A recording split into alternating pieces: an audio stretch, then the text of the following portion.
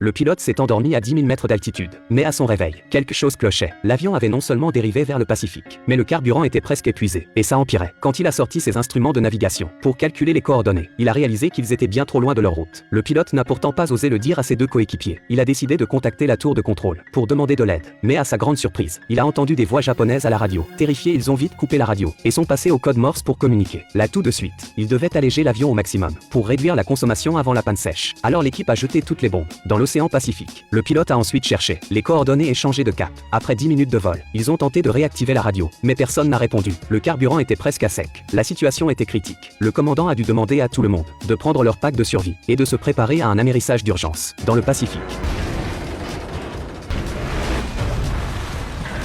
Bien que l'avion ait réussi à se poser sur l'eau, le choc violent a causé de graves dégâts dans la cabine. L'eau s'engouffrait dans l'avion. Le commandant n'a pas hésité. Il a poussé la porte et s'est échappé immédiatement. Il est monté sur l'aile de l'avion et a commencé à gonfler le radeau de survie. Mais la ceinture de Jacques était coincée. Il avait beau tirer dessus, impossible de la détacher. Rapidement, l'avion a coulé avec l'eau qui l'envahissait. Quand le commandant a repris ses esprits, il a réalisé que l'avion avait disparu. Heureusement, Jacques a réussi à déboucler sa ceinture quelques secondes avant de perdre connaissance. Ils l'ont échappé belle, mais ils n'ont pas eu le temps d'emporter le radeau avec eux. L'avion coulait vite. Juste au moment où il remontait à la surface, le commandant a accidentellement ouvert le radeau à l'envers. Tous les trois ont lutté de toute leur force pour enfin le retourner. Mais l'espace était si réduit. Ils ont fait de leur mieux pour s'allonger sur le dos et se serrer les uns contre les autres. Mais ils n'auraient jamais imaginé que ce qui allait suivre serait un cauchemar bien pire que la mort.